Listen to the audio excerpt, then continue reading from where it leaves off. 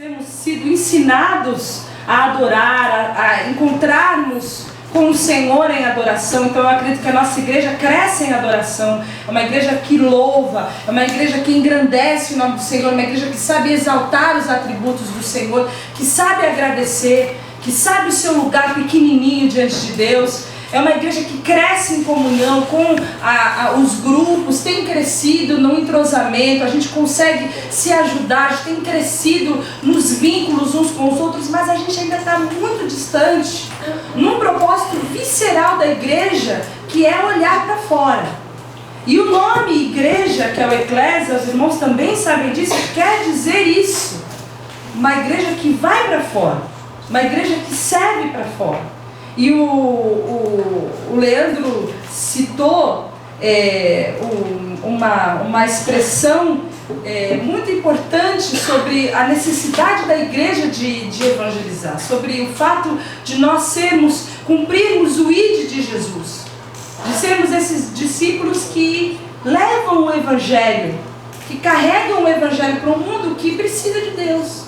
Um mundo que precisa ouvir falar de Jesus, um mundo que está em trevas, um mundo que precisa da luz e do Evangelho. E nós somos aqueles que precisam ministrar esse Evangelho. E o cerne da missão da igreja é pregar esse Evangelho. E a gente pode se envolver com muitas tarefas. Mas enquanto a gente não se envolver com a principal tarefa, que é ministrar ao mundo, a gente vai estar tendo uma funcionalidade deficitária enquanto igreja local, enquanto igreja Graça e Paz. E nós estamos reunidos aqui para discutirmos especificamente também sobre isso. E nós precisamos aprender a discernir que muitas coisas que nós fazemos como igreja não pertencem ao Evangelho. Muitas metodologias religiosas, muitas coisas que nós carregamos, fazem muito mais parte da religião evangélica do que do próprio Evangelho. Muitas frases que nós usamos, muitas proibições que nós usamos, muitas coisas que nós dizemos, olha, isso aqui é pecado. Quando você vai procurar na Bíblia, você procura assim, deixa eu ver, por exemplo, vou usar um exemplo claro para os irmãos. Beber é pecado? Não. Se embriagar é pecado? É pecado. Cirar é pecado? Não, porque a palavra fala, irai-vos, mas não pequeis. Então beber é tão pecado quanto cirar. Você consegue entender?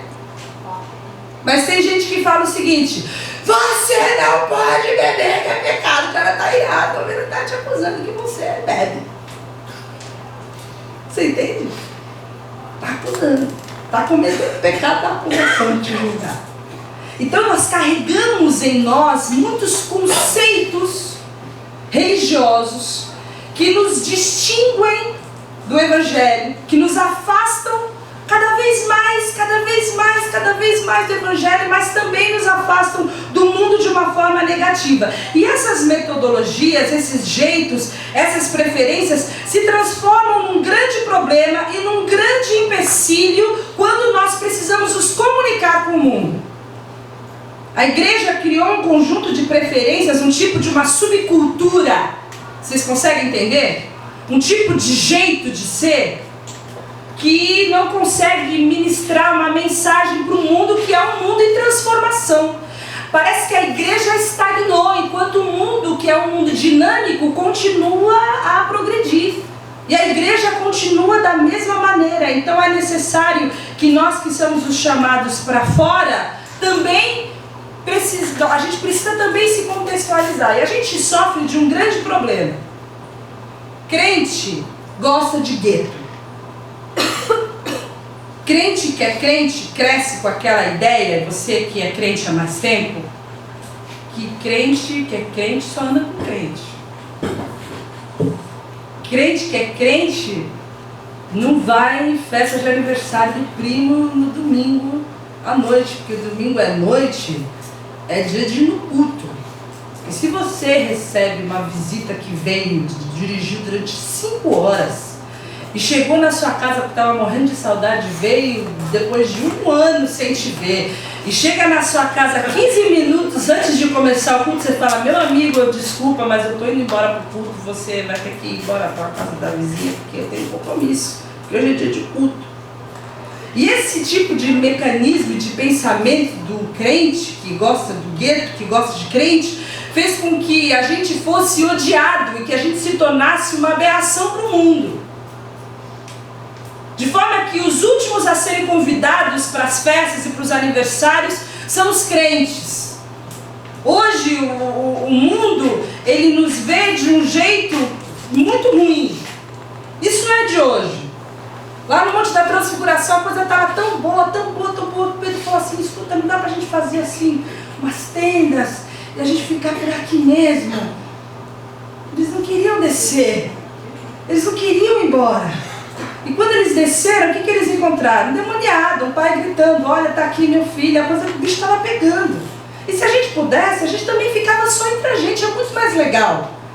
Mas não foi para isso que a gente foi chamado. A gente não é igreja para a gente ficar só entre a gente, para a gente ficar só na comunhão, para a gente ficar só reunido no domingo, para a gente ficar só no retiro, para a gente ficar só nos grupos. A gente foi chamado também, da mesma maneira, para evangelizar. E a gente não vai cumprir o nosso papel como igreja se a gente ficar só na adoração, se a gente ficar só na comunhão, se a gente ficar só na leitura da palavra, se a gente ficar só na oração. A gente só vai cumprir o nosso papel integralmente como igreja se a gente começar a colocar a nossa cara individualmente na rua para levar o evangelho, para ser luz do mundo e para ser sal da terra. E a gente precisa corrigir isso urgentemente. Urgentemente. Porque o mundo precisa de Deus e porque a gente precisa crescer. Está na hora da gente crescer. Está na hora da gente ir para fora. Está na hora da gente colocar a nossa cara na rua. Está na hora da gente sair para os portões, como a gente ouviu ontem. Está na hora. Já deu.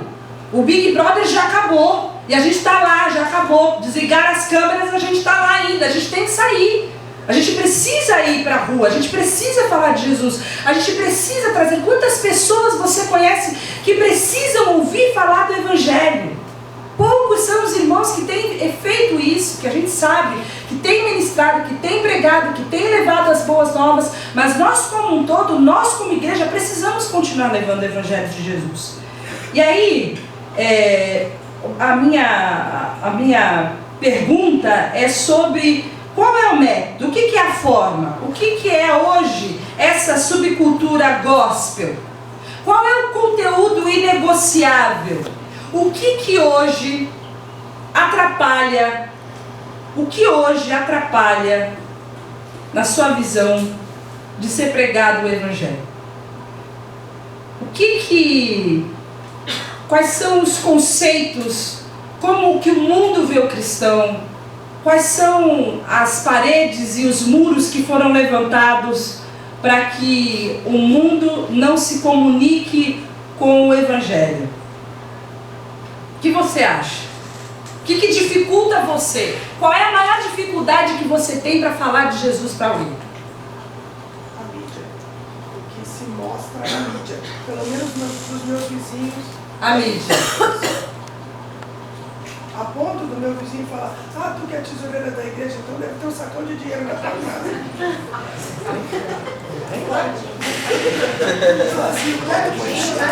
O sacão tem. A furada está. Que mais? A mídia, que mais? O saco tá furado, né? Ou alguma amizade próxima que também não condiz com aquilo que... Mau testemunho. Uma Se for para frustração. ser igual a ele, então tipo assim, acaba sendo algo generalizado. Entendeu? Então quem vive um evangelho de verdade não consegue penetrar porque além da mídia e além daquela pessoa próxima que ele tem, acaba sendo também um bloqueio. Sempre tem alguém. Isso é verdade. Sempre tem alguém próximo dessa pessoa que você está tentando se aproximar que dá um mau testemunho. E sempre usa a pessoa como exemplo, como um mau exemplo. Ela olha pra você e fala, não, você tudo bem, mas pô, velho, fulano e ciclano, velho, os caras fazem isso, cara, pô, os caras são pior que eu. Ouvi isso. Pra ser crente assim, fico na minha, né? Ouvi isso. Pra ser crente assim, fico na minha. Pô, quase falei.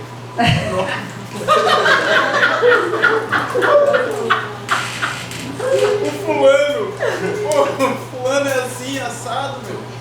Pô, não dá. Aí a pessoa acaba nem deixando você falar que vai voltar tudo cara viu a pessoa fazendo assim, ó. Que choque. Até eu fiquei. O que mais? Mau testemunho, a mídia, o que mais? Que dificulta o evangelho? Qual a dificuldade que a gente tem, que vocês têm? Aí eles colocam a gente como pessoas caretas, assim, aqueles que não podem fazer nada. São os métodos. Os métodos que a igreja usa são ultrapassados por Totalmente, eu acho que a ideia também de que o crente ele é fanático e alienado. A vida dele é só a igreja, é as proibições, os nãos, eu acho que isso.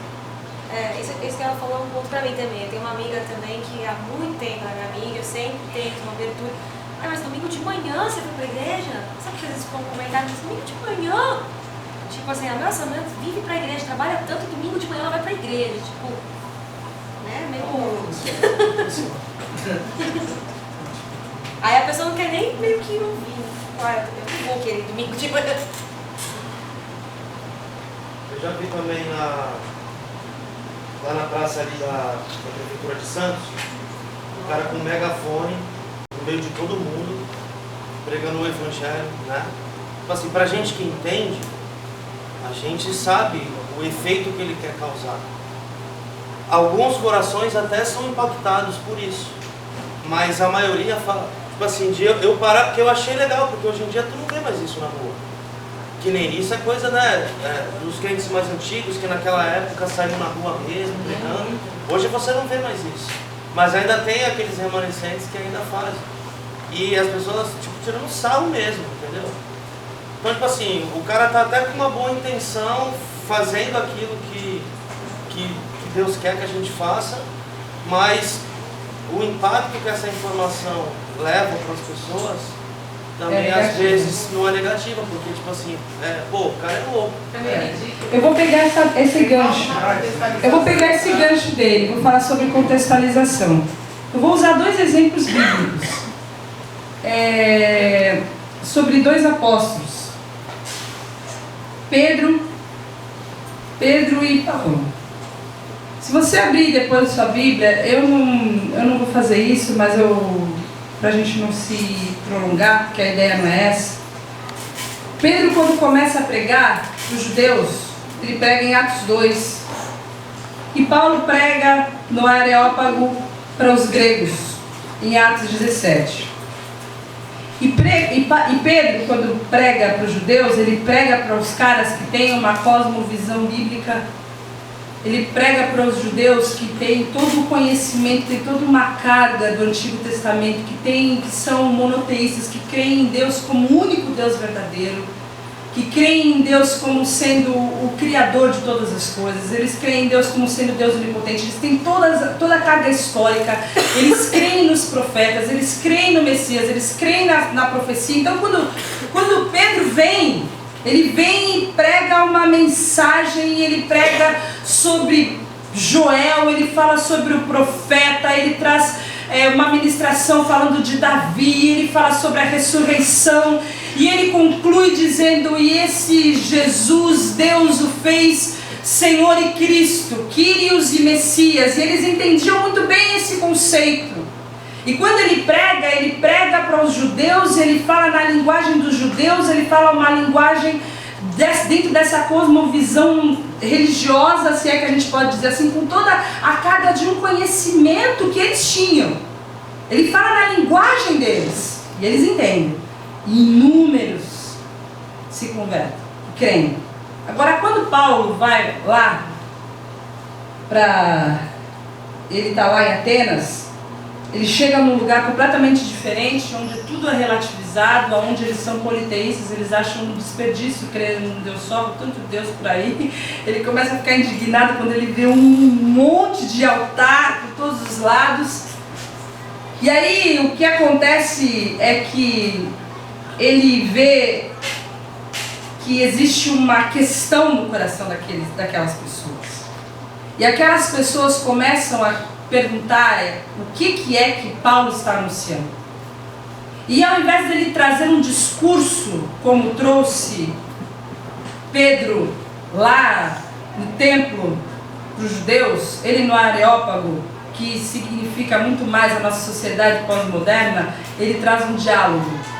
ele faz uma exegese cultural, ele conhece, ele andou por meio daquele povo, ele sabe quais são as questões daquele povo, ele sabe mais ou menos o que aquele povo está acreditando, ele sabe o que está rolando no meio daquele povo e ele começa um diálogo com aquelas pessoas.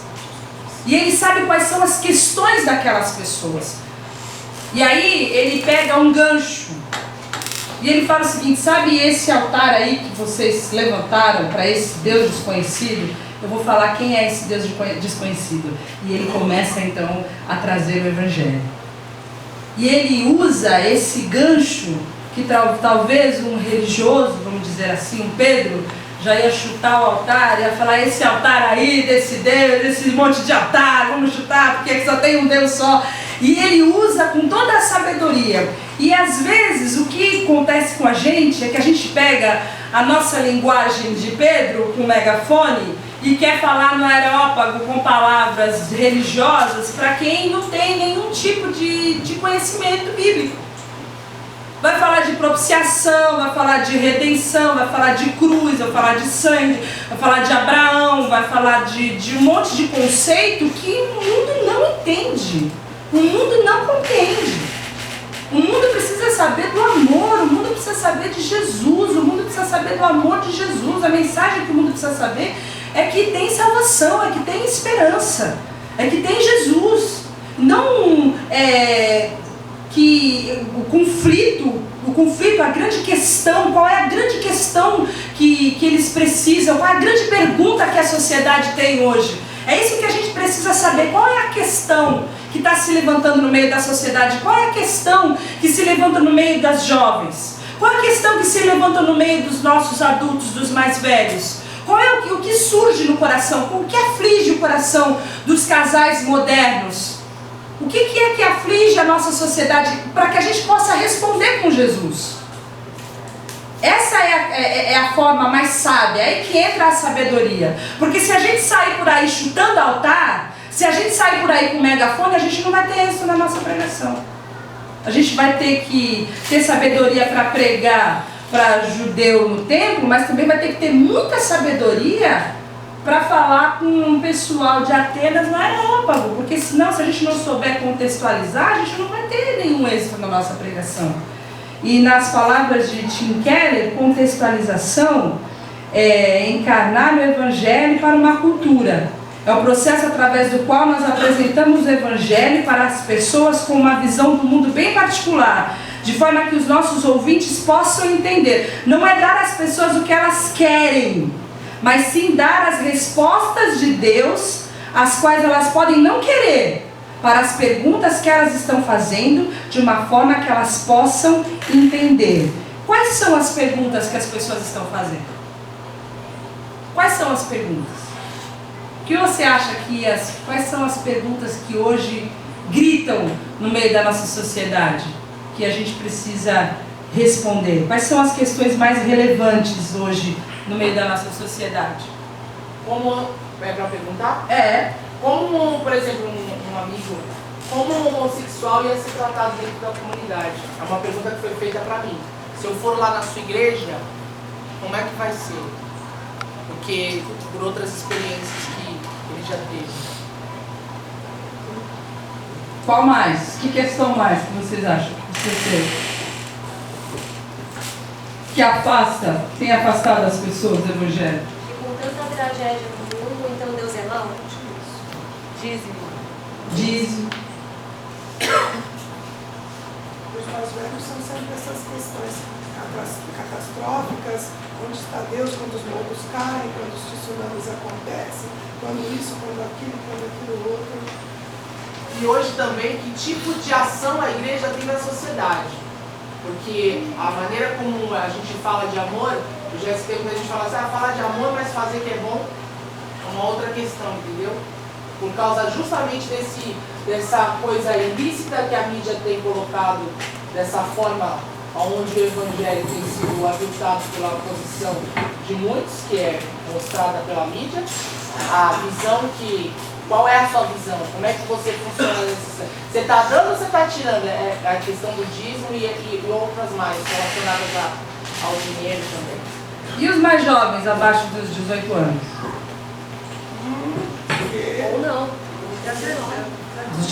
certo, abaixo dos 18. Oi? Acima de 19, pode ser acima dos 20. Abaixo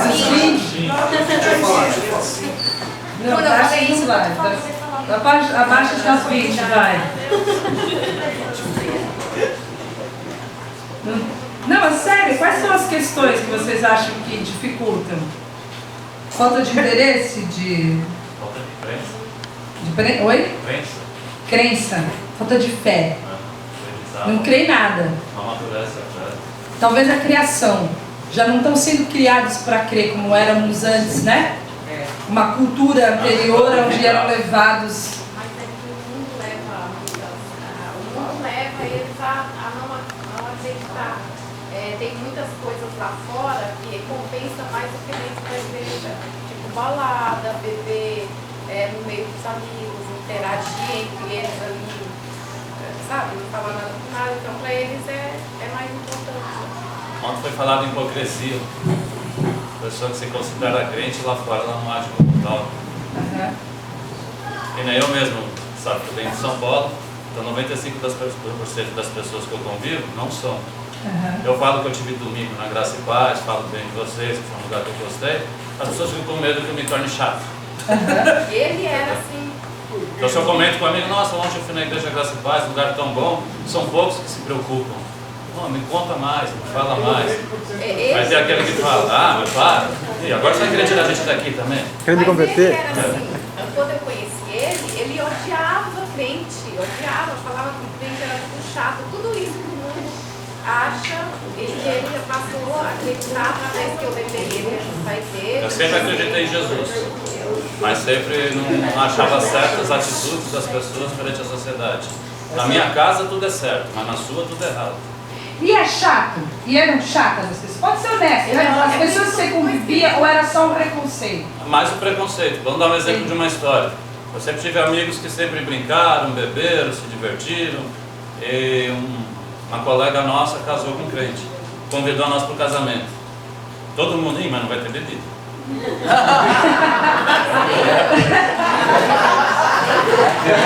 Mas a gente faz assim, ó, a gente vai primeiro no bar e depois do bar nós vamos pro casamento. Sai do casamento bebe. Aí teve o casório, teve tudo pra minha festa. Vem aqueles copos assim, só com suco. Será que é batido? Tá vendo? Ninguém dança. Ah, peraí. Aí foi lá um irmão, brigou lá com o noivo. Não, precisa liberar alguma coisa. Aí de repente começou a vir a bebida, começou a vir músicas que seria balada, que ela falou, a festa se transformou, mas já não era mais nada crente. Aí virou, então acho que vem esse negócio de interagir com os demais. Poder acreditar, não ser aquela pessoa chata que você colocou. Mas acho que o fundo mesmo seria hipocrisia. Você age na sua casa de uma maneira, mas lá fora outra. Muitas coisas. Foi algo que eu tenho me devorado bastante ultimamente aí. Eu já amo Jesus, eu já creio em Jesus Cristo. Por que eu tenho que ir para a igreja, usar terno, gravata, não fazer isso, não fazer aquilo, se eu já amo Jesus Cristo? Que diferença faz eu ir para a igreja, A, B, ou C, ou D, já que tem até a letra www.com? No máximo, logo. Não faço mal para ninguém, o mal que eu faço só afeta a mim mesmo, é o que eu mais tenho ouvido. Então é a falta de conhecimento da importância da igreja. O mundo não sabe para que serve a igreja. E nisso eu coloco o amadurecimento da fé, né? Compreender mais profundamente. As pessoas não estão preparadas para viver isso. Então acho que falta a família. A instituição família. A Bia quer falar? E normalmente quem não acredita, porque muitos adolescentes assim, não acreditam, eles pensam que para ser crente você não pode ouvir nenhum tipo de música que não seja música de Jesus, não pode sair com seus amigos, não pode fazer nada. Crente é aquela pessoa que fica em casa, não entra na internet, fica lendo a Bíblia, para eles é isso, entendeu? Sendo que não é, e eles vêm desse jeito. Eu acho que também, por exemplo, na minha idade, quando você fica mais velho, tem muita gente que fala, ah não, mas eu já conheço, eu já sei o que é. Não, eu conheço Deus, eu acredito em Deus. Mas a pessoa não conhece a história, a verdade, ela tem dentro dela uma verdade que não é a do Evangelho. Ela tem dentro dela uma verdade mascarada para ela achar que ela está bem com Deus ou ela está bem. E ela tá lá fumando, tá lá bebendo e não conhece de verdade. Mas quando vai falar, não, já conhece. Eu já sei. E às vezes até já ouviu algum tipo de mensagem do Evangelho mesmo e não foi suficiente para crer, né? Ou acha que foi suficiente. Ainda o Evangelho. Vai levantar a mão. Eu vejo, pegando o monte judaico que estava falando da igreja, as pessoas têm muito medo de ir numa igreja e começar a igreja começar a controlar a vida dela. Eles têm essa visão de que lá eles são controlados pelo pastor. E aí, tu vai fazer tal coisa aí que o pastor deixou, colocou ele lá e tal. Tem esse medo de controle, de ter a vida controlada por alguém ou pela igreja. Que também é um histórico de algumas igrejas que influenciam seus... Geralmente por exemplos de algum crente que eles conheceram ou estudaram juntos, que era desse jeito. Deixa só um falar, mano. Era mais ou menos isso que eu ia falar, porque ainda o Evangelho é visto como várias normas comportamentais. É muito difícil, e esse eu acho um dos maiores desafios, você entender o caminho da liberdade e o caminho da libertinagem, que é totalmente diferente, que não é entendido pela sociedade. Entendeu? Então isso é muito difícil deles entenderem, porque desde pequenos eles têm, como a Bia falou, essa visão comportamental do Evangelho. Não tem um discernimento de ideias e a respeito da liberdade que existe em Deus. Eles veem justamente o contrário, como uma prisão. O cristianismo, o Evangelho, é uma prisão. Eu ia inclusive falar isso que ele falou sobre comportamento e sobre aquele jugo que é colocado em cima da pessoa de que você só faz aquilo que te é permitido por alguma autoridade eclesiástica. E é isso mesmo, porque eu vivi isso.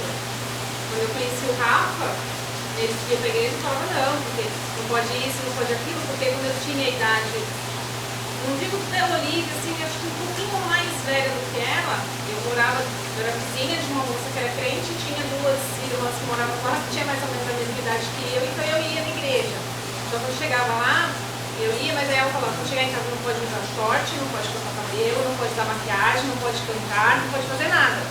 Então eu cresci com essa visão. Aí quando eu conheci o Rafa, eu falava, não, mas eu não posso fazer isso, não posso fazer aquilo, não sei o que. Eu falava, nada a ver, meu.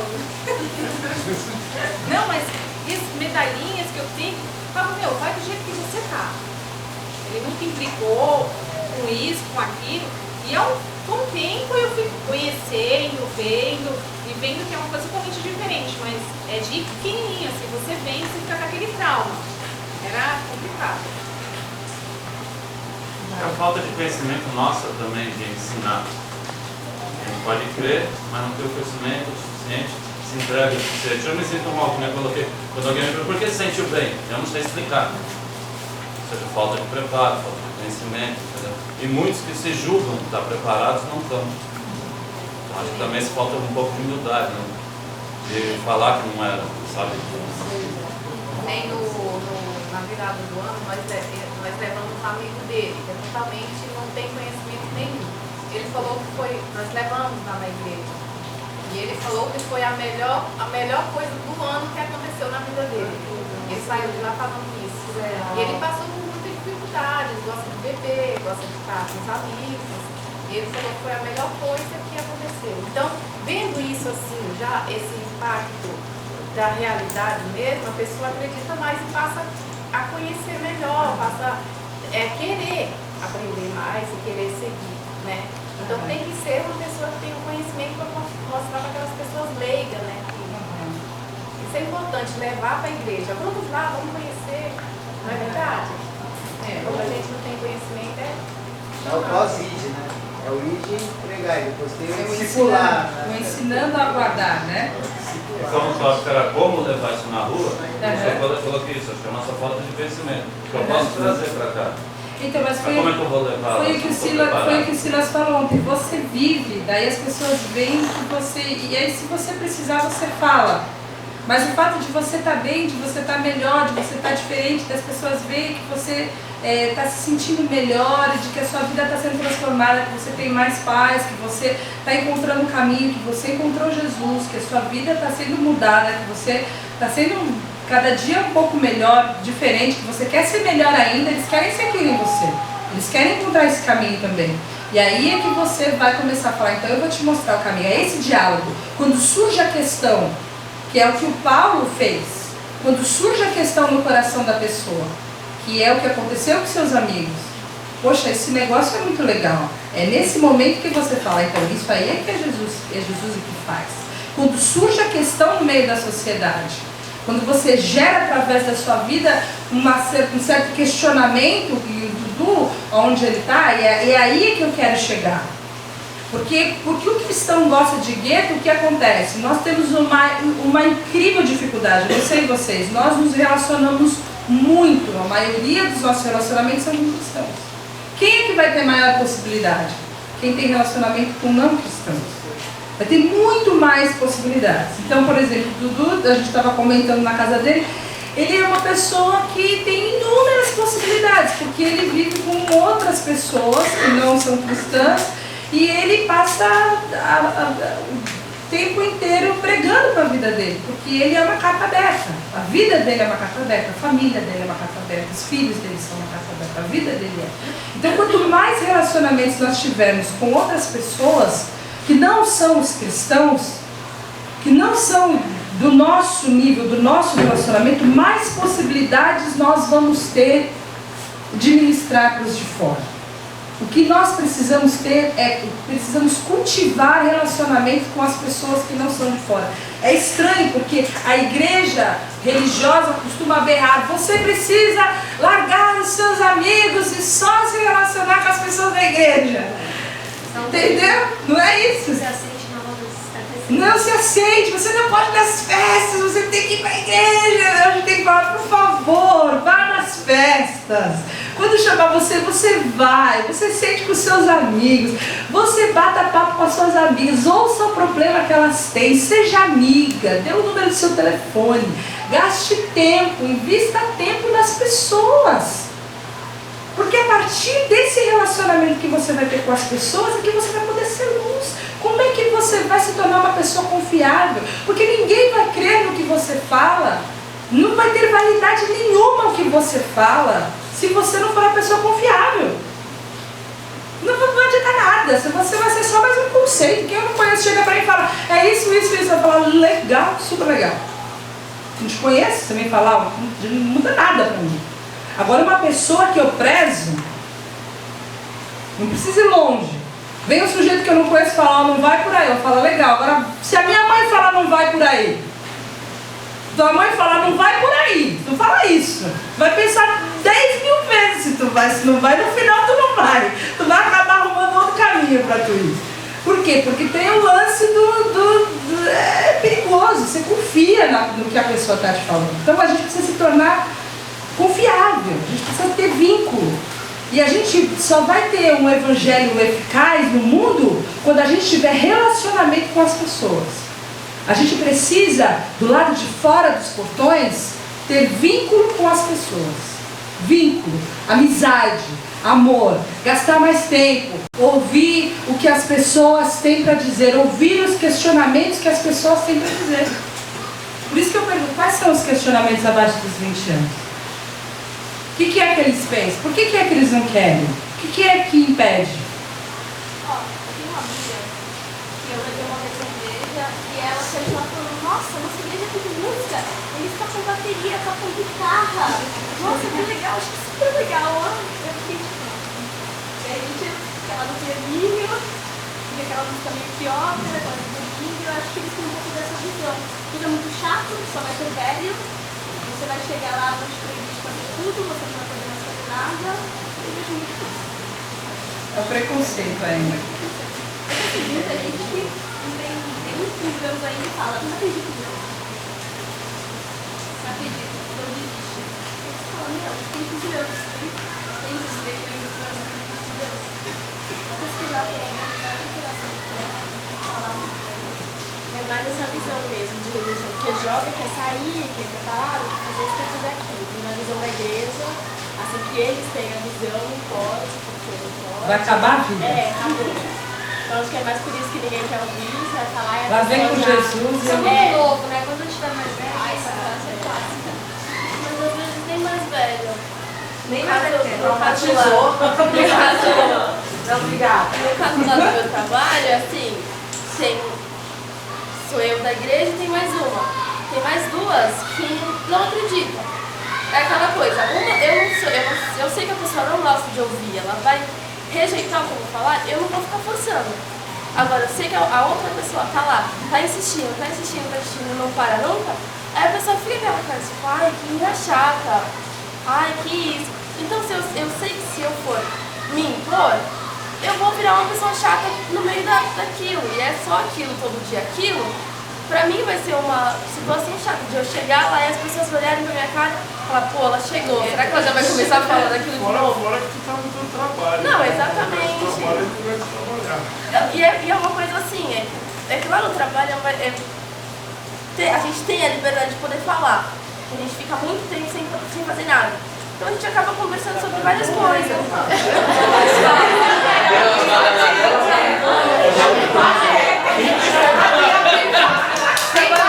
Igualzinho da Kézia, igualzinho da Kézia. Vou fazer um grupo caseiro lá na festa. Agora, além dos relacionamentos interpessoais, quais são as técnicas contextualizadas, se é que a gente pode dizer assim, entendam bem, que a gente pode aplicar? Sirene, pode ir. É assim, o mundo hoje procura felicidade, certo? Próprio rock and roll. Só que eles não encontram isso. Aí daí, na hora que fala assim, pô, sabe aquela tristeza que bate, aquele vazio que nada preenche? É a hora de você chegar junto e você falar, olha, isso é falta de Deus, é falta de oração, é falta de alimentar o espírito. Aí é a hora que a gente chega e ela vai escutar, porque ela está precisando daquilo. Essa é a hora certa. É coragem também de ir pra rua, né? Porque foi Paulo, né, que falou que eu bati o bom combate, né? Então a gente às vezes fica com medo, aquela pessoa que não falou, a pessoa ela quer droga, ela quer vício, ela quer alegria, ela quer o que a vida mundana, vamos dizer assim, deseja. Só que ela não te aceita, porque você não gosta disso. Então tenha coragem de mostrar que aquilo também não é bom, não é o correto, não é o que Jesus quer, não é o que Deus quer. E muita gente não tem a coragem de afrontar isso daí. A gente tem coragem de dizer isso aí é legal, mas faz mal? É difícil. Comer bom, bastante é bom, mas faz mal. Cobiçar a mulher do próximo é bom, mas é proibido. Quando Paulo fala todas as coisas me convêm, mas nem todas as coisas, tudo é me é lícito, mas nem todas as coisas me convêm, é a parte mais difícil de você explicar para a pessoa. É lícito, você pode estar lá, você pode assistir esse show, você pode ver essa música, mas isso te convém? E se você começar com essa oratória aí, meu, ele já vai embora logo. Se começar por isso daí, ele não vai comportamento é nem isso. Jesus. É isso. Quase todo mundo que evangeliza sai com essa. Então, Não tchau. pensa antes de Exatamente. Elise, investimento em relacionamento hoje é a principal, como você falou até agora. Porque a verdade é o seguinte, a pessoa vai ver a diferença na sua vida. É bem como o Silas falou ontem. Pregue, se precisar, use suas palavras, porque você vai ser lembrado. A verdade é essa. Você às vezes fala um oi para aquele cara na internet, porque hoje existem muitas formas de relacionamento. A igreja hoje ela tem vários meios de se comunicar, de se relacionar com pessoas, de alcançar pessoas. Principalmente no relacionamento interpessoal, quando você tá... Mas você tem às vezes um amigo seu que está lá longe, mas ele vai lembrar de você na hora do apelo. Ele vai te escrever por mensagem na hora que ele precisar de um socorro, como foi que ela falou. Que precisar, eu lembro que aquela menina lá, ela é diferente, ela não me enche a paciência, ela é legal, tal, ela deve ter alguma coisa para me ajudar. E escreve para você. É hora de você entrar com Jesus na vida daquela pessoa. Existem muitas formas de comunicação hoje. E a igreja precisa ter a sabedoria de usar esses meios para poder alcançar as pessoas. Não só dos relacionamentos, mas também as mídias, todas as formas de mídia que hoje existem para você travar um relacionamento com alguém. Às vezes essa pessoa mora em outra cidade e não pode vir, mas ela vai perguntando coisas para você. Eu passei por isso agora há meses. Eu passei meses cuidando de alguém, meses. Essa pessoa não mora em Santos, essa pessoa lembrou de mim, ela entrou em contato comigo por mensagem no Facebook, estava vivendo um momento muito difícil, mas está indo congregando. O marido não é cristão, mas está congregando, está sendo abençoado. Então a gente tem que, a tempo e a fora de tempo, é quando te surge a oportunidade. Quando você é questionado, você saber responder, sem imposição comportamental, porque isso pega demais. Pega demais. Aí. Dudu. Eu gostaria de contar um testemunho rapidinho. Eu acho que eu até contei isso para algumas pessoas. A gente também tem que ter a questão do posicionamento, né, como cristão. Porque eu trabalhei por 4 anos com uma pessoa que era homossexual, uma mulher, que vivia com outra mulher. E a mais velha sempre me confrontava com relação ao comportamento da igreja com relação aos homossexuais. E eu sempre fiz questão de dizer, eu amo você. Assim como você é, eu amo você. Você é uma pessoa especial. Uma certa situação, nós estávamos num lugar trabalhando, nós chamamos aquele intervalo da passagem de som, já pode tocar. Ela veio com uma companheira dela e falou assim, você sempre falou que me ama. Você sempre fala que ama a gente, agora eu quero que você fale de Deus, o que Deus acha de mim. Na beirada assim, eu falei, Senhor, eu não sei o que dizer, mas eu vou falar. Eu falei, Senhor, Jesus ama você e você muito mais que eu. Agora eu não posso deixar de dizer alguma coisa. Ele nos ama, ele deu a vida dele por nós, só que ele detesta o que a gente faz de errado. Jesus te ama tanto quanto muito mais que eu. Ele deu a vida dele por você. Mas ele detesta aquilo que a gente faz de errado. Porque eu também erro. Você erra, como você erra. Mas ele detesta aquilo que a gente faz de errado. O que a gente faz de errado? O pecado. Então Deus constituiu algumas coisas como corretas e incorretas. Ele nos ama desse jeito aí. A gente mesmo cheio de defeitos, cheio de coisa errada, mas ele detesta aquilo que a gente faz errado. O resultado disso foi nós duas se acabando de chorar e eu parei de tocar com ela. Um ano depois eu encontrei com a Ana, ela tinha terminado com ela e estava namorando com um rapaz. E ela fez questão de parar eu e a Vânia no Pão de Açúcar, no meio do mercado, para falar, ó, eu terminei com a Rosinha. E eu estou namorando com o Cláudio. Aquilo, para mim, foi super difícil, porque a gente acabou se afastando. Mas acho que a parte de cristão, que eu acho que eu tinha que fazer, que eu tinha que me posicionar, eu fiquei numa situação muito complicada. Mas eu não podia deixar de dizer que aquela situação, diante de Deus, estava errada. Então eu tive que optar. Às vezes a gente tem que perder, abrir mão de algumas coisas. Mas eu vi que assim, a palavra ficou no coração das duas. Uma optou por fazer a coisa certa, a outra não. Deus sabe de todas as coisas. Você falou também, né? Eu tocava com uma pessoa há 4 anos. Conhecia você. Tinha 4 anos de relacionamento. Agora as pessoas vão falar esse tipo de Sim.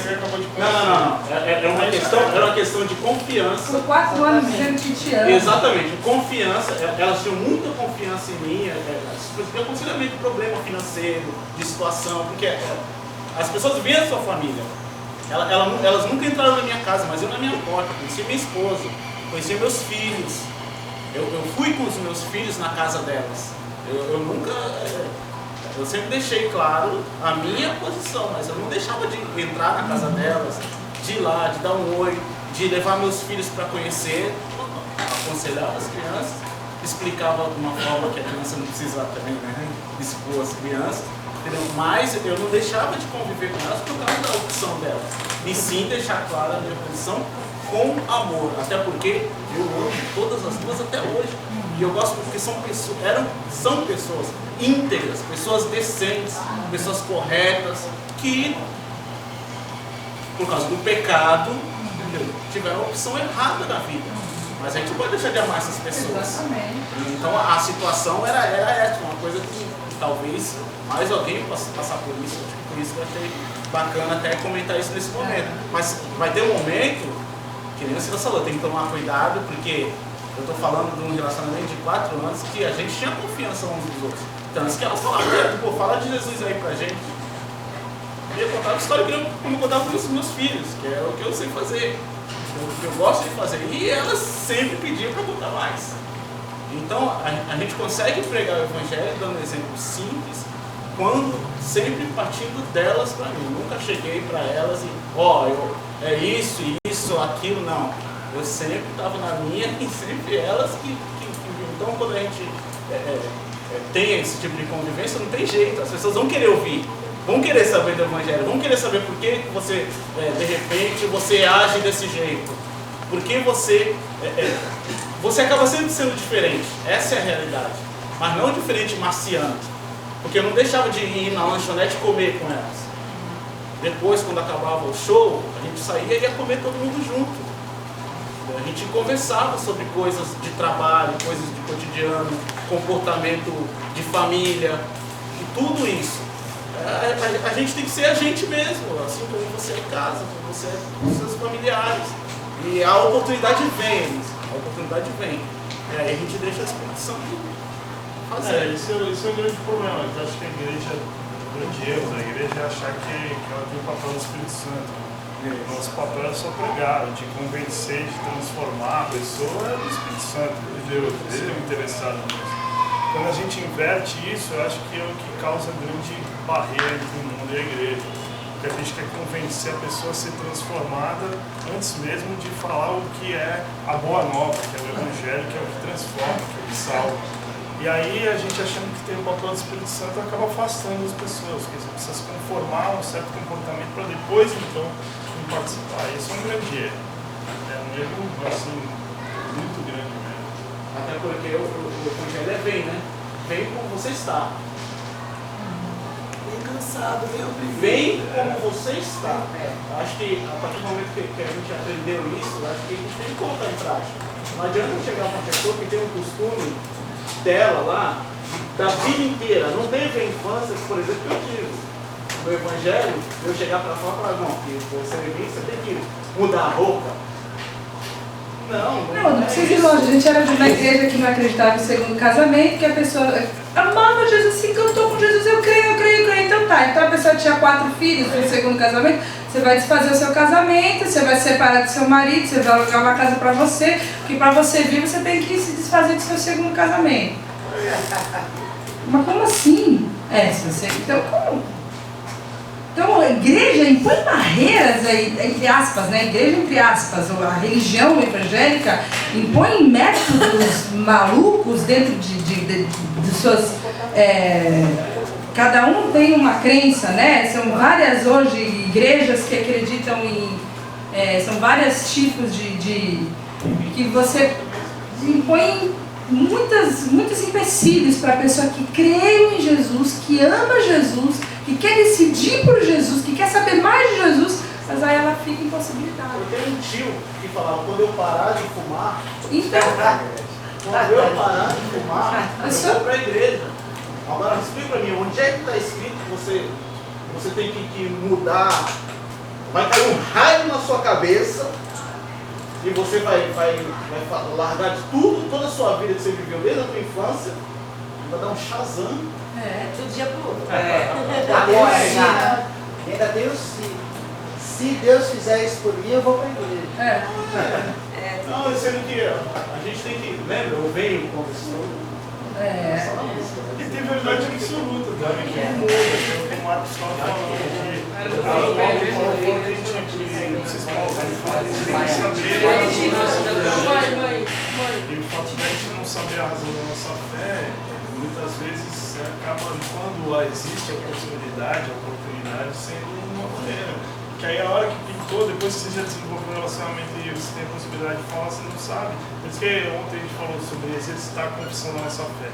Mas para exercitar a confissão da nossa fé, a gente precisa conhecer, precisa saber. Porque a oportunidade vai aparecer em algum momento. Quando ela aparecer, precisa. Tem que estar preparado. Eu vou falar uma coisa rapidinha que é o que eu vejo muito. Existe uma preocupação muito grande dos cristãos, né, dos crentes, de pregar para um amigo que não pode beber, não pode fumar, não pode ir para balada, não pode transar antes do casamento, não pode. Acontece o seguinte, ele não tem uma amizade ou não tem um tempo de convivência suficiente para saber por que aquela pessoa bebe demais. Será que uma rejeição? Será que uma mágoa? Um ressentimento está fazendo com que ela encontre fuga na vida? Né? Por que ela corre para a balada? Será que é o tamanho do vazio que faz com que ela queira estar ali no tuk-tuk, que dizia o pastor, tuk-tuk-tuk-tuk, e depois ela vai e a balada sai, né? Enquanto ela está ali. Então eu acho que o mais importante hoje, na contextualização da pregação do Evangelho, é o que todo mundo já falou, né? Que é você desenvolver uma amizade, uma certa intimidade, a ponto de você conhecer aquela pessoa e saber onde é que está o tendão de Aquiles. Se é no vazio, se é na tristeza, se é na revolta. A balada é para eu poder botar para fora, porque eu tenho raiva do mundo, porque meu pai me abandonou, porque minha mãe não olha para mim. Então é toda uma coisa que não se fazia antigamente. A gente entregava um folheto com uma mensagem curta e ela surtia o efeito. Por quê? Porque não tinham milhares de folhetos sendo entregues o tempo todo de um apartamento de 3 quartos na ponta da praia. Não é em todo lugar que a gente vai, não recebe uma propaganda. Então, um folheto evangélico hoje é mais um lixo. Então, hoje, o que eu tenho feito com a minha vizinha, que já tinha fechado a porta para mim, para o evangelho, cada vez que ela aparece com uma raiva de alguém, não sei o que e tal, é poder falar o que vai acontecer dentro da alma dela, o que vai surgir. Eu tenho só que pregar. O resto quem vai fazer é o Senhor, mas no tempo certo e do jeito certo. Não se preocupa se o cara bebe demais, e se o Espírito Santo achar que ele não deve beber demais ou coisa nenhuma, ele vai ministrar naquela vida e ela não vai beber mais. Não se preocupa se ele come demais. Se o Espírito Santo achar que ele está comendo muito, o próprio Espírito vai ministrar para ele, tá? Sabe, essas coisas que a gente tem essa mania de não pode. Eu fiz muito isso com a minha família, e eles estão aqui pela misericórdia de Deus. Tudo freestyle. Tudo freestyle. Mas porque foi assim que eu aprendi. O excesso de zelo. Mas foi bênção na nossa. O excesso de zelo. Hoje eu não faria dessa maneira. Por quê? O mundo mudou. E a maneira de se pregar o Evangelho mudou. Mas Deus é o mesmo, Ele continua aberto, sedento por vidas que Ele entregou, a própria vida dele para trazer para si. A gente precisa achar um método. O meu método, aos 60 anos, não vai ser o mesmo método da Luísa, não vai ser o mesmo método de vocês que estão na faixa dos 35, 40. O meu método vai ser diferente, tem que ter uma adaptação. O Paulo, o André e a Tânia. Vai que eu falo no microfone.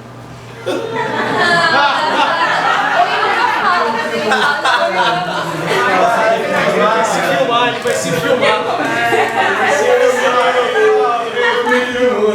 Vai se filmar. Peraí, Paulo. Bom, quem já jogou Mafra comigo? Vai, Paulo. Quem já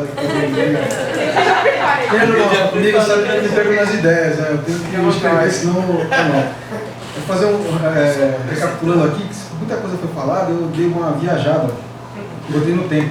Muitas as questões que o pessoal falava assim, quando se evangelizava, a pessoa perguntava, mas qual é a igreja? Como é que você tem certeza que a tua igreja é certa? Já ouviram isso? Sim. Hoje em dia, sexo antes do casamento, mas pode transar antes do casamento? Aí você veja assim, vocês veem muita postagem no Facebook de empresa. Você acerta 99% e quando você erra 1%, você é conhecido por aquele erro o resto da vida. A igreja é a mesma coisa. O mundo é implacável, o mundo é incrédulo, está só esperando você cometer um erro para jogar aquele erro na sua... Você não é crente que está fazendo isso? Está só esperando você cometer um erro. E aí um versículo que me ajuda muito é o do Sal da Terra.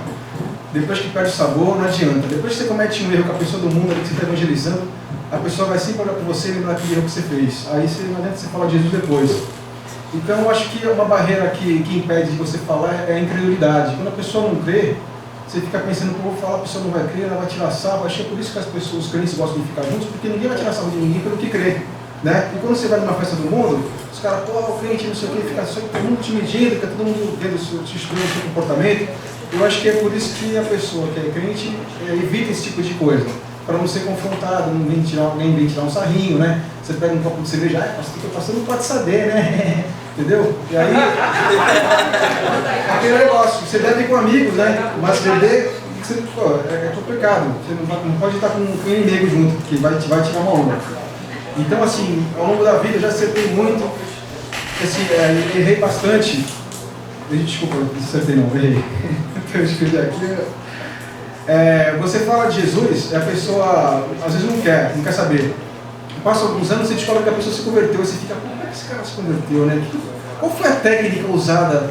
Não foi através da minha vida, foi através da pessoa, mas você falou, mas você não sabe qual foi a técnica que a pessoa se converteu, como você falou, ela não quis saber, e outra pessoa foi e teve o método certo. Então, quando você fala muito,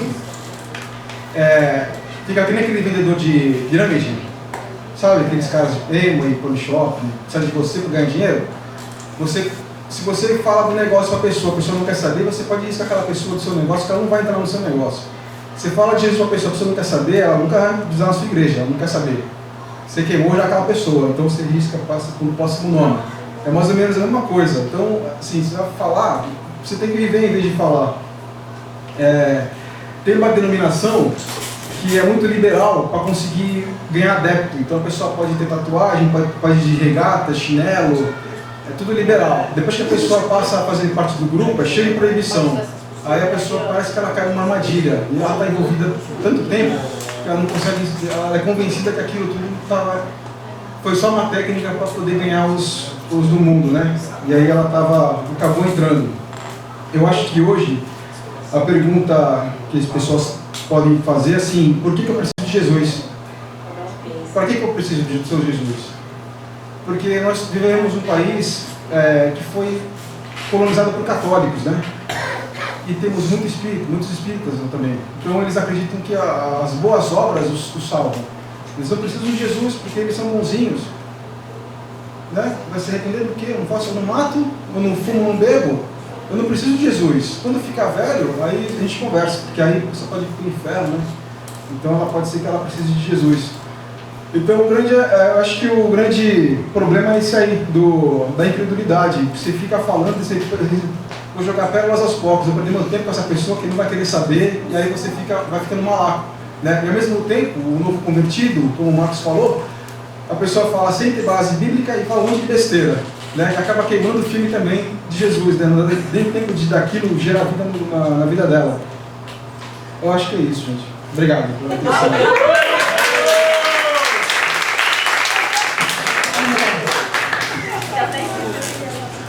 Eu acho assim que a igreja, nos últimos 10 anos para cá, ela cresceu muito.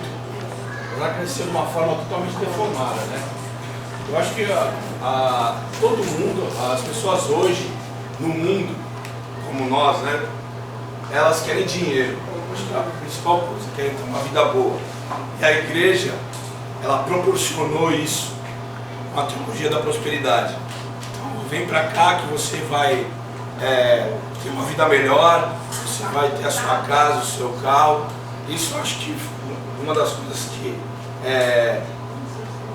se contextualizou, a igreja se contextualizou de uma forma totalmente errada, entendeu? Isso é uma coisa que atrapalha o crescimento do evangelho genuíno. Então, eu não odeio essas pessoas, mas eu tenho muita ira.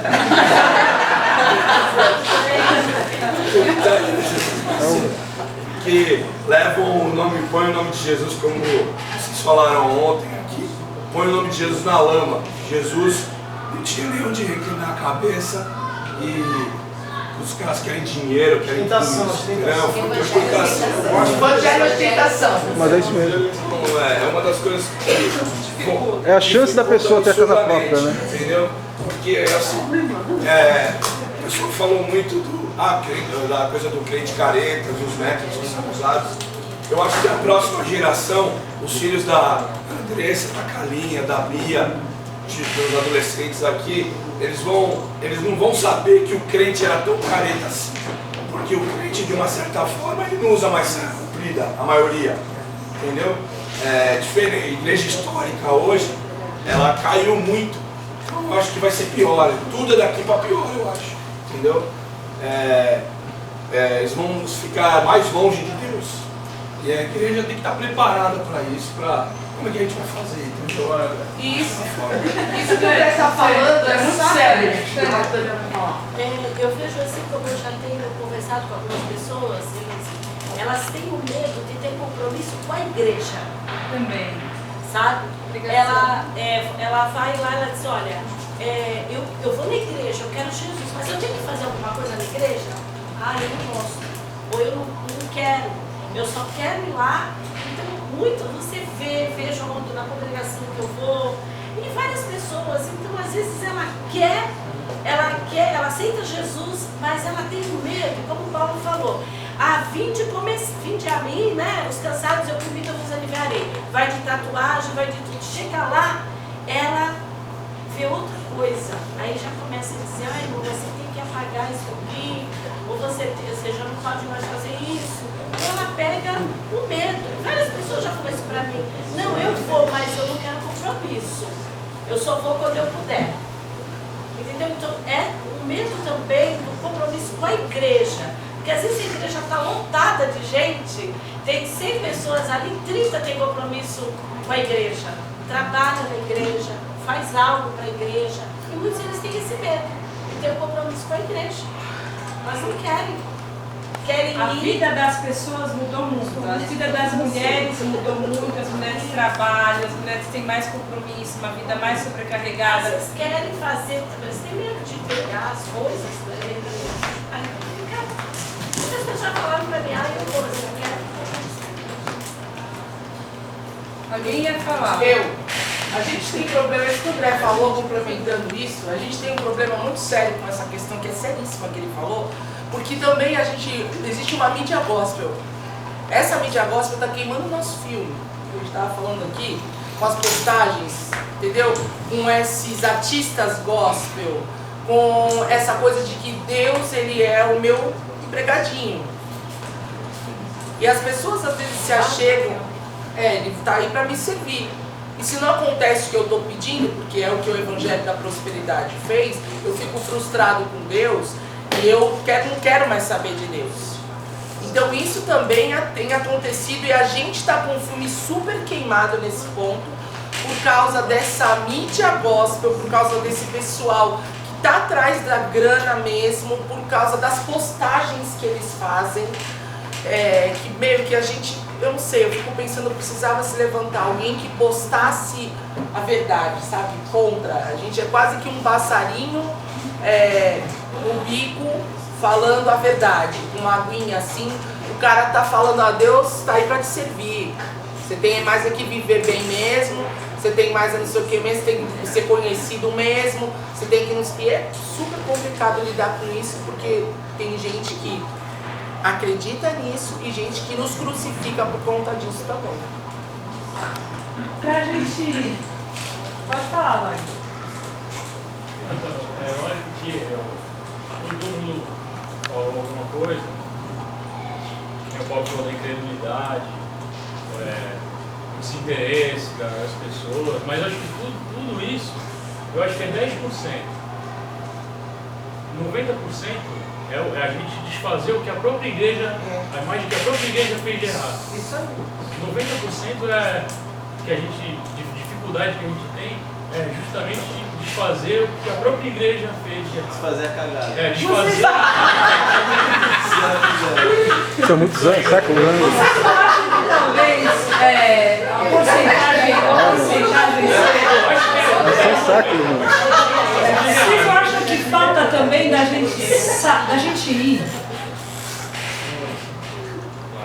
Vocês acham que vocês foram em todas as pessoas que vocês tinham possibilidade, honestamente falando? Vamos ser honesto aqui entre a gente. Nós fomos em todas as pessoas que a gente tinha a possibilidade de ir? Não. Eu acho que o que falta também, gente, honestamente falando, é a gente começar a ter vergonha na cara e vestir a camisa, Silene. Entendeu?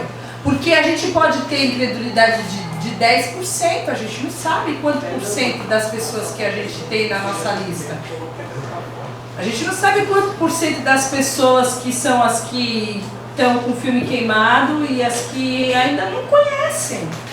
As que têm preconceito e as que estão com grandes questionamentos esperando ouvir falar de Jesus.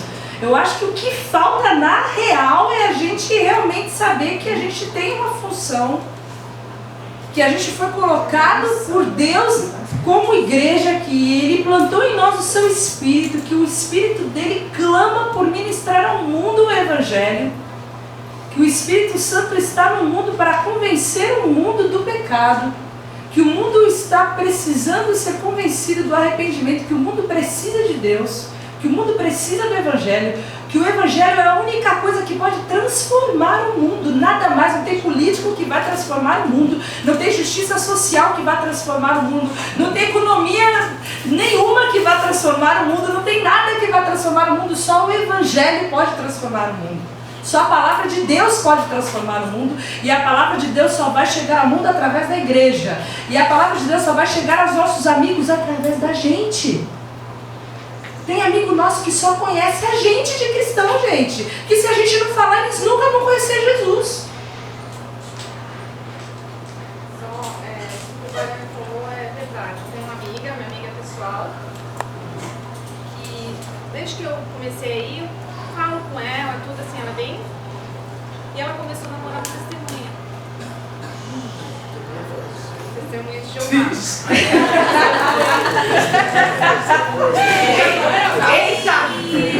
Eita! Ela toda a cabeça dela. E assim, em uma das brigas deles, ele postou, mandou um negócio pra ela, um texto isolado da Bíblia. Ela falou, ela me ligou, vamos conversar? Eu falei, mas ele postou isso aqui. Mas o que é isso? Mas o que está acontecendo? Assim, confusa. Então tudo que eu vinha falando aos pouquinhos, era para baixo. Então ela já não acreditava antes, agora ela já não acredita mais. Então eu fui conversando, tanto que agora ele não frequenta mais, foi desligado. Ele, quando ele para de frequentar, né, assim, de fazer as coisas que eles ordenam, ele é desligado. Então ela assim, meu, ele foi expulso. Eu falo, não, você foi expulso, fui convidado. Graças a Deus. Se você não fizer isso aqui, aí eu falei, convida ele pra ir lá com a gente, ele junto com ela. Eu falei, leva ele lá em casa, a gente conversar. E a gente tá. Ela sempre, olha, ele postou isso aqui. O que eu faço? O que é isso? Então é mesmo isso que o Wagner falou. A gente desfazer o que os outros fez. Passa o papel higiênico. Falando, o Wagner foi perfeito o que ele falou. E indo mais a fundo, eu acho que é desconstruir a burrada que foi feita na nossa vida. Também. Estou falando dos crentes mais velhos aqui, não dos mais novinhos que vieram já de um contexto já da graça e paz, às vezes que tem uma visão mais clara do Evangelho. Mas a burrada que foi feita na nossa vida, esses dias todos a gente vem falando sobre isso, as coisas que a gente já passou, e vi aqui, meu, hoje a gente vê assim, meu Deus do céu, o que é isso? Por que eu fazia isso? Quantas pessoas podiam ter chegado ao Evangelho de uma forma diferente, mas eu atrapalhei, às vezes eu fui legalista, achando que não podia andar com um cara que não. Um cara que só. Não podia andar com um cara que bebia, que jogava bola no domingo. Eu não podia jogar bola no domingo. O Alex sabe, o Alex veio pra igreja e ele sabia que não podia jogar bola no domingo, meu pai não deixava. Entendeu? Então, para trazer o Alex pra igreja, entendeu? Assim, como é que eu ia trazer ele? Ele falou, pô, o cara só joga futebol. Não pode jogar no domingo. Mais ou menos, né? Então, acho que ele desconstruir a gente também. Ser sincero, vocês estão falando de boa, né? Já a gente já está encaminhando para o final, eu sei que a gente precisa caminhar para uma contextualização, todos nós. No mundo que a gente vive, onde já não cabem os folhetos, né? gente já não usa mais folhetos, a gente já não usa mais papel, está num mundo onde a gente tem a sustentabilidade, inclusive, a gente já não tem mais. Quais são os mecanismos que vocês acham que a gente pode usar e que a gente poderia usar como igreja, que a gente poderia, eu sei que tem alguns aqui que poderiam, até os irmãos que já fazem isso, podem trazer como, não para sua glória, nós estamos aqui para isso, né, irmãos? Podem trazer para elucidar como exemplos, para que a gente possa levar o Evangelho. Quais são os recursos que a gente tem de evangelização num mundo contextualizado? Enquanto Graça e Paz, o que a gente pode fazer hoje para pregar o Evangelho? As reuniões dos lares vai ter uma boa porta. As reuniões dos lares. As postagens que estavam sendo feitas no Face. Postagens. A mídia social é um negócio muito... Mídia social, certeza. Guilherme, Deus vai falar com ele, nesse retiro. Não sei não, viu? Minha mãe acha que eu sou alternativo. Mas eu acho chato pra caramba. Tem o Facebook, aquele Facebook. Então, a gente não é isso. Mas a gente teve. Não é isso. Eu falo do Facebook. Não, a gente teve uma visualização. Mata alguém, a pessoa pode tocar isso. Não é isso, a tua página ser. As fotos comentadas, aquelas fotos que eu coloquei texto, tiveram 2.400 e não sei quantas visualizações contra outras que tinham 60, 30, 20 visualizações. É absurdo. Quando você comenta, você põe 2, 3 palavras que comentam o versículo, ele vai para milhares de visualizações, assim, porque as pessoas comentam e compartilham. Então eu acho que é uma ferramenta assim que a gente deve usar. E nós precisamos compartilhar, assim, como um exercício de evangelização. Marcar as pessoas. Com outras, marcar as pessoas. Você marca seus amigos que vão receber aquela palavra, que vai ser de repente a resposta de Deus na vida dela, e ela vai ser alimentada com um versículo ou outro. Paulo fez um trabalho lindo, as imagens são lindas, os textos foram muito bem escolhidos. Um ou outro ali, a gente, cadê ele? Ele não está aqui. Acredito. Isso aqui tá cheio foto, Rafael. Ah, então. Mas foi muito assim, eu acho que é um braço da igreja, assim, porque eu acredito até, assim, que hoje as pessoas ficam mais no Facebook do que até no site. O pessoal, tá todo mundo no Facebook. Você olha assim, você tá na fila do banco, só tem aquela tela branca com azul, assim, é impressionante, absurdo. O pessoal fica o dia inteiro. E aí aquilo fica recebendo então eu acho que é um negócio legal. Então eu não tenho Facebook, não sou adepto, né? Vocês devo estar atrasado, porque todo mundo tem, eu não tenho. Mas tipo assim, ontem o Silas trouxe uma palavra muito sensacional. E eu acho que, tipo assim, esse negócio do Facebook é legal, mas eu acho que ele tem que ser uma parte menor. Porque eu acho que, na minha opinião, a palavra que foi ontem, de a gente sair para fora, vai se resumir a você ficar dentro da sua casa evangelizando pela internet. Então, eu acho que é bom, sim, com certeza, não estou falando que não é. Mas eu acho que o principal mesmo sempre vai ser a proximidade com pessoas. De contatos pessoais, relacionamento. Porque senão, tipo assim, pô, eu fico na minha casa, eu vou fazer um Facebook, eu fico só postando negócio e... Mas aquelas postagens do dia 5 minutos. Entendeu? Mas eu acho que tudo, a proximidade pessoal... Não, relacionamentos pessoais são inscritos. Tipo o negócio, pô, chamar um amigo pra ir na tua casa. Relacionamentos tipo, comer uma pizza, ver o UFC. Olha só, Silas teve uma ideia. Só um oi para estar com a mão levantada. Eu já vi em algumas igrejas, eu fiz parte de uma igreja missionária. Gente, por favor.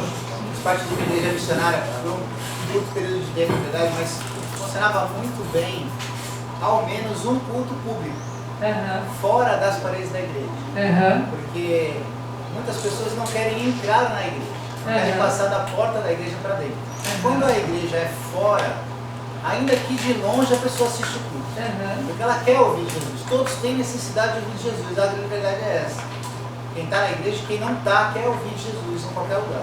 Então o culto público é bacana, principalmente quando você tem a oportunidade, como a gente tem de ter bastante jovem, de dizer, olha, eu sei que você não vai na minha igreja e tal, mas vai ter um culto público, vai ser bacana, porque a gente vai falar de Jesus, vai ter muita música, vai ser legal, vai ter um envolvimento com as pessoas de fora e a gente queria que você estivesse lá. E vão chegando gente, porque você convida uma pessoa e aquela pessoa leva mais um amigo, porque ele não quer ir sozinho, ele tem medo de ser convertido naquele dia, leva mais um. E a gente tem a praia, a gente tem as meninas que dançam. A gente tem um monte de local chave. Sai tem um espaço muito bom. Na Beijo do Timbaré tem um espaço muito bom, tem um monte de lugar legal, um culto bom que eu acho que chama muito a atenção de quem é de fora. Pô, por que esses crentes estão aí? O que eles estão falando? Eles querem saber. Tá, você vai comprar uma caixa pra gente ir pra rua, ele vai para os Estados Unidos agora, vai comprar a caixa de rua pra gente. Você vai dar recurso pra ele, vai. A Lu vai falar. Era isso. A gente tem essa ideia já. O Silas teve uma ideia que nós não fizemos, mas o pessoal de outra igreja fez, que era distribuir a água no verão e fazer uma coisa ao ar livre no verão, distribuir a água, sabe, ó, isso aqui, Jesus é água viva e tal, e dar água pro pessoal da praia. E fazer, a gente mesmo no grupo dos adolescentes, a gente combinou que vai pra praia à noite com violão e vai fazer a nossa reunião ali. Legal. Se alguém chegar, vai ouvir o que a gente está batendo papo e conversando ali. Uhum. A gente fez esse combinado numa das nossas reuniões, de que uma próxima reunião nossa ia ser na praia, ia ser ao ar livre, ia ser num dia diferente. Então eu acho que sim, que a gente precisa colocar a cara pra fora. A gente tem essa ideia desde o princípio com as meninas da dança, de programar todas as danças para fazer uma apresentação onde as pessoas vão ouvir uma música que fala de Deus e vão ver umas meninas lindas dançando. E é uma oportunidade, entendeu? Então a gente tem essas ideias que são públicas, vamos dizer. O André e depois o Rafa. Eu posso ser excomungado agora que eu vou falar. Em votação, pode falar, já está em votação. Eu acho que a forma litúrgica para fora é complicado. Não é litúrgica, pelo amor de Deus. Não discordando com muitos um pouco, mas a forma litúrgica de culto para fora eu acho complicado. Vai cair na mesmice, no sábado, a mesma coisa. Muitos aqui conhecem pessoas que foram, que são cristãs hoje, que foram ganhas por causa de um folheto. Ninguém conhece. Quantas por causa do culto ao ar livre? Eu conheço. Tudo bem, já é uma coisa maior. Mas o relacionamento pessoal acho que é o maior segredo. Vai 90%, eu acho. Tem jeito. É cada um saber qual é a sua parte. É que a gente Depende muito. A igreja não faz um evento, a igreja não faz um culto, a igreja não faz nada. E você faz o quê? Eu acho que assim, a cultura é uma coisa que é uma porta pra gente entrar. Eu acho. O social é uma coisa pra gente entrar. Não, nós estamos pensando em recursos. Não, claro, a gente tem que tentar ver. É que a gente sempre acaba pensando e acaba agindo fazendo, né? É que nem aquelas programações que nós tínhamos aos sábados na igreja, com música. A igreja não abraçou, na verdade. Eram sempre os mesmos que estavam ali. Também não tinha ninguém de fora. Era só a gente. Eu acho assim, Deixa só o Rafa falar, por favor. Depois eu vejo. A gente está passando por um momento, assim, a igreja atual, tipo assim, a gente tem que pensar em todas as possibilidades. E hoje em dia você fazer um culto público, você vai correr o risco de tomar uma latada, de gente ir lá te agredir, entendeu? Então, tipo assim, isso pelo menos está passando na televisão direto. De pessoas saírem evangelizando na rua e o pessoal sentando com a cabeça, entendeu? Então, eu acho, tipo assim, foi o que a Rosângela falou, os métodos de evangelização de antes não é o de hoje. E os de hoje, tipo assim, não serão. Não são tão adequados. Realmente, surgiu muito efeito, mas hoje em dia pode até continuar surgindo, mas que o risco hoje vai ser muito maior de você fazer um culto ao ar livre do que de antigamente, porque hoje o pessoal está desmoralizando mesmo, entendeu? Estão xingando, estão atacando lata, estão atacando pedra, isso de verdade, porque volta e meia aparece isso na televisão. A última que apareceu foi os católicos fazendo um evangelismo na rua e teve um cara que tomou uma pedrada na testa de pessoas que estavam passando na rua. Então é um risco que corre. É legal. Mas, tipo assim, hoje a gente precisa pensar em todas as possibilidades. Depois a... Para mim, a minha reflexão aqui é em relação à responsabilidade pessoal. E assim, se a gente vai fazer por Facebook, se vai fazer por Twitter, se vai levar a pessoa em casa, se vai... Não importa. O que importa é que a gente entenda que a responsabilidade é de cada um de nós. Senão a gente vai ficar esperando a igreja marcar um culto, vai esperar a igreja marcar uma campanha de evangelismo, um culto no sábado, entendeu? A gente vai ficar esperando, já evangelizou? Você evangeliza? Não, porque eu estou esperando a igreja não evangeliza, a igreja não marca evento de evangelismo, a igreja não marca culto lá fora, e a gente acaba esquecendo da nossa responsabilidade. Porque se cada um de nós fizer, começar em mim, é a minha reflexão, a gente não precisa marcar culto público, a gente não precisa comprar folheto, não precisa fazer nada, porque cada um de nós vai evangelizar e vai trazer pessoas, entendeu? Então a responsabilidade é nossa. E aí, a metodologia melhor hoje, na minha opinião, é a questão mesmo do relacionamento, porque senão você vai receber mais um folheto e é spam, que nem você recebe no seu e-mail. Você tem uma caixa lá de spam, pega um folheto, sustentabilidade, joga no cesto do carro, entendeu? Então assim, eu acho que o método, cada um de nós pode pedir a Deus que dê direção. Então tem gente que vai ter facilidade de fazer pelo Facebook, tem gente que vai trazer alguém para casa. Acho que o importante é que a gente entenda que a responsabilidade é nossa. Sem a pressão daquela coisa, eu conversava isso com o André ontem indo buscar o Silas. Quantas pessoas você trouxe para Jesus esse ano? Aí se ninguém levantar a mão, você fica com aquele peso, caramba, eu não falei de Jesus para ninguém. Não é o peso, é a questão de a gente entender que se a gente está aqui, a gente entende que isso é importante para nós, Jesus na nossa vida é importante, a gente precisa falar disso, a gente precisa divulgar disso, porque o que é bom para mim, eu quero para os outros.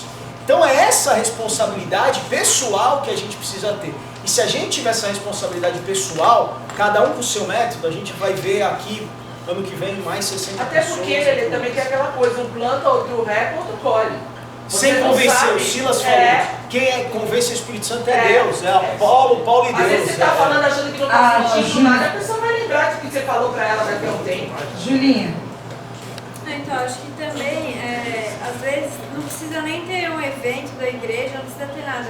Por exemplo, a gente sempre sai, a gente se reúne, por que não trazer alguém de fora? Essa pessoa começa a conhecer esses amigos e já quebra aquele preconceito que ela tinha. A minha cunhada chegou Jesus assim, a Nana, se relacionando com a gente. Minha cunhada aceitou Jesus assim. O André, depois eu quero falar um negocinho. Eu tenho uma colocação, eu queria usar o exemplo da casa da irmã Zumira, do Ivo, que eu acho que é um exemplo muito positivo e que talvez case um pouco com uma coisa que o Marcos falou. Eles têm um método há muitos anos de evangelismo que eles usam, muitos anos. Inclusive na época dos CDs, antes de ter os DVDs, que eles usam. Eles evangelizam com material da igreja.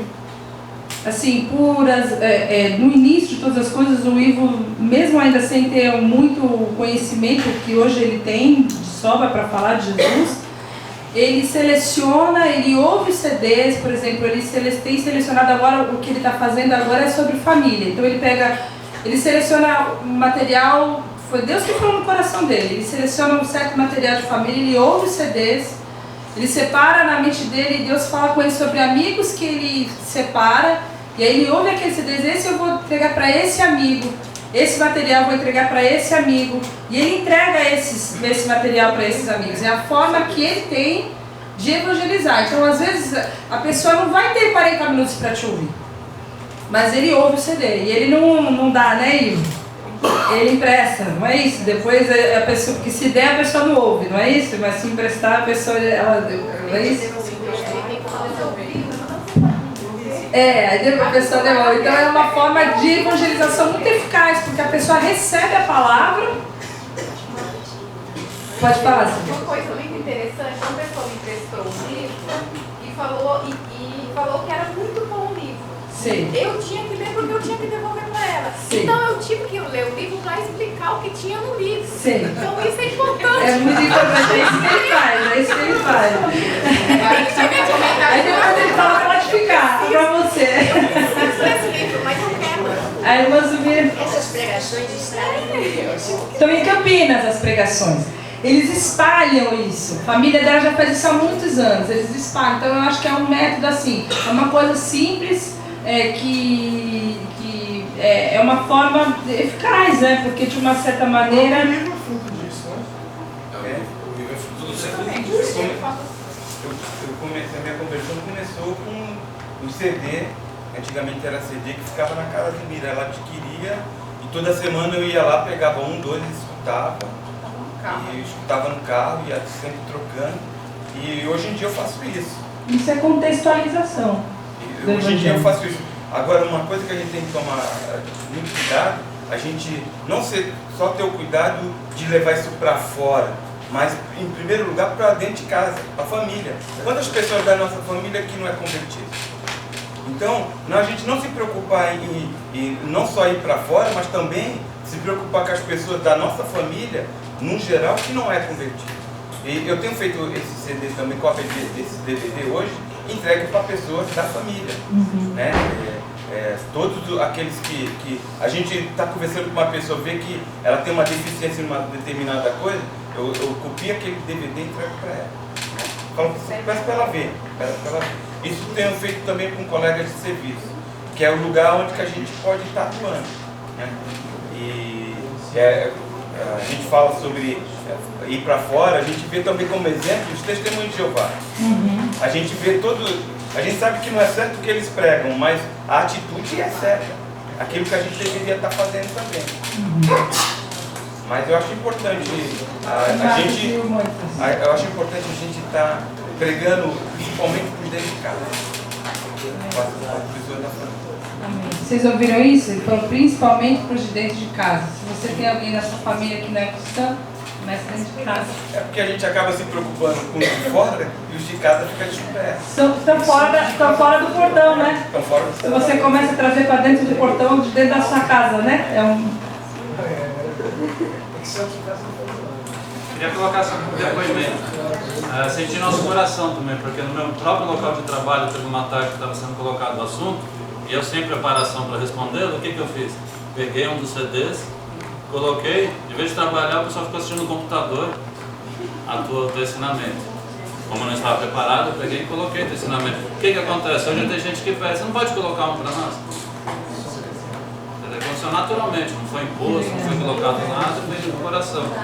Tem gente que vê quando não pede porque esquece, mas se eu começar a lembrar toda semana, vamos querer assistir. Entendi. Então é uma ferramenta. Um depoimento.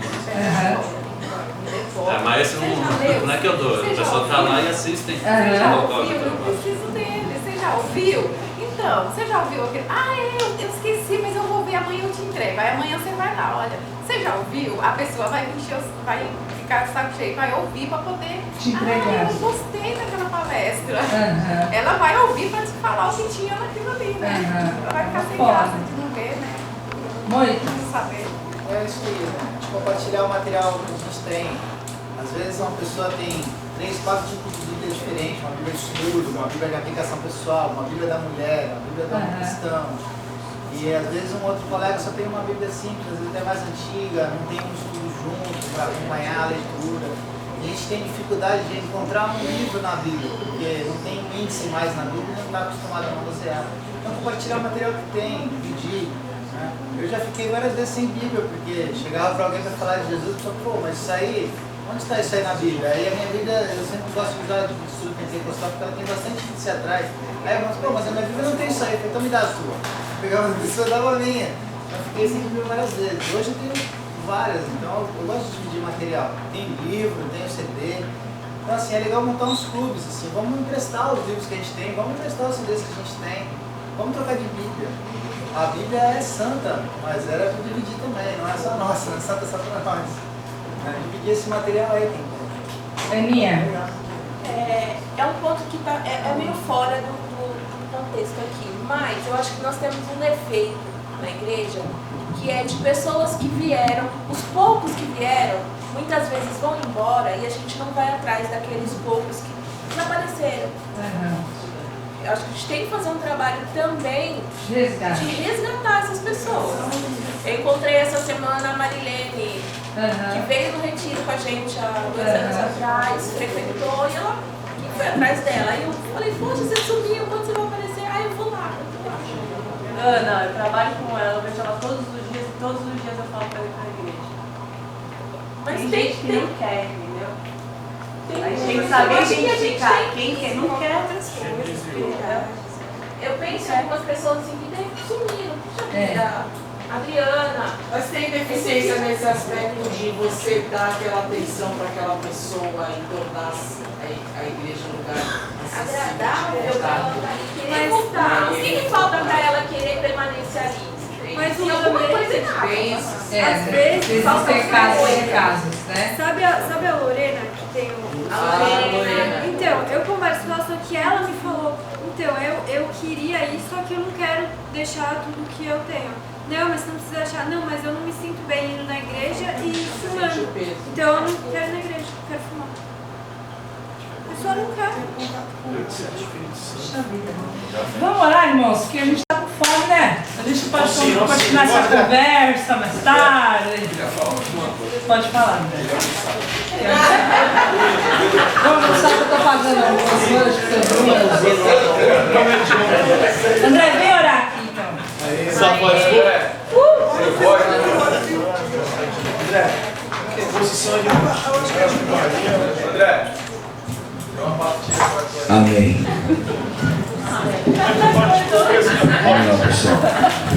Pai, obrigado porque juntos podemos esclarecer coisas que às vezes são pensamentos só nossos e a gente pode colocar aqui para fora as ideias, mas queremos prosseguir em te conhecer mais e mais, mas também para poder colocar a igreja para fora, estratégias para que possamos falar do teu amor de uma forma contextualizada, Senhor.